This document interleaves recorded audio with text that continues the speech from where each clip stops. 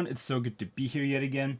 Exceptionally this week, I did not go to the cinema. Oh my god, what is happening? Is the world coming to an end? Of course not. I just got a lot of video games to play until the end of the year. Yes, the year-end lists are slowly coming up, and I got a lot of homework to do, either for games that have recently come out or for games that are in my backlog, so I will be quite busy. But nonetheless, I want to push aside briefly all these big, exciting AAA games to play this really specific indie game. In fact, I didn't even know it existed. A buddy of mine at work recommended it to me, so I'm very glad he did, because I feel like this is the kind of game that's going to go underneath everyone's radars. Threshold is a game developed by Julien Eveillé, who was a developer on Dishonored and Deathloop, and right from the start, I could tell that this is going to be a really special, oddball kind of indie gaming experience. I mean, from the moment I select a new game, the game asks you to pick a country, and then it tells you the selected country won't affect the language of the game, but it will influence its difficulty.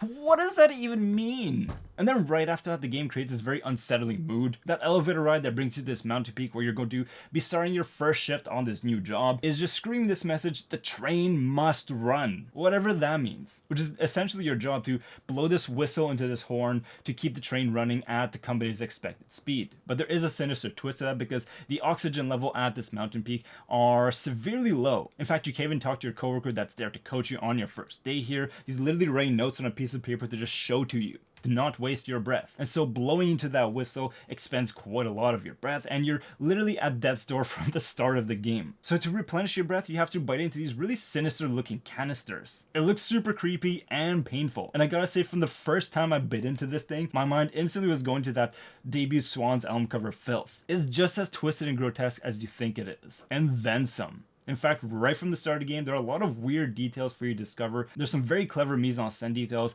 hidden in plain sight that you won't necessarily have the info to properly interpret them, but they are there. And indeed, this is the kind of game that features very minimal hand-holding, and it really rewards player exploration and observation, which will lead you to a lot of very interesting questions. But of course, exploring and looking for answers to these questions will take a lot of time, which will cost you your oxygen itself. So it is a pretty engaging game loop. And it really does feel like the more progress you make in this game, the more this job is demanding of you physically. So there is something very cruel and sinister about this job that you have to perform. Now, I don't want to talk too much about the game and spoil the discovery for you guys, because I do invite you to check it out. It's quite short. My first playthrough from A to Z took me roughly 70 minutes long, and there are multiple endings for those who are interested. And of course, no spoilers whatsoever, but that ending that I got, holy shit, one of the biggest what the fuck moments I've had in any game this year. Lord have mercy. And add on top of that, of course, the difficulty modifiers by countries. I don't really have too much criticism to levy at this game. I do have 2 points to bring up though. The first being, near the end of the game, I nearly had a walkthrough break. I got stuck in a piece of geometry and I thought, like, shit, am I gonna have to close the game and reload my last checkpoint? Which incidentally leads me into my second point of criticism. Initially, it's not super clear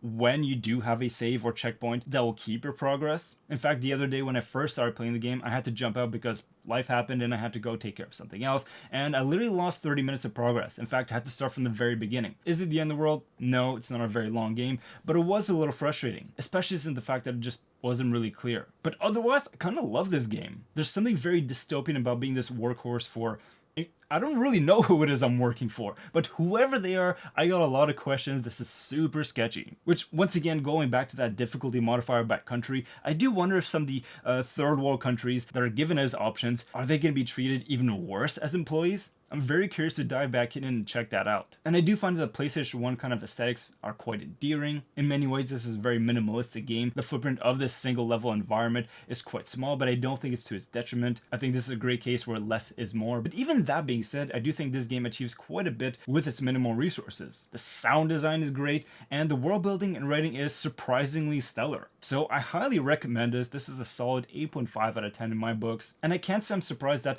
nobody's talking about this game, because it is quite niche and super bizarre, but this kind of weird, oddball, psychological horror indie gaming experience is totally my cup of tea, so I highly recommend you check it out and support an indie dev. So with all that being said, wishing you and your loved ones nothing but the best. Take care and talk to you soon.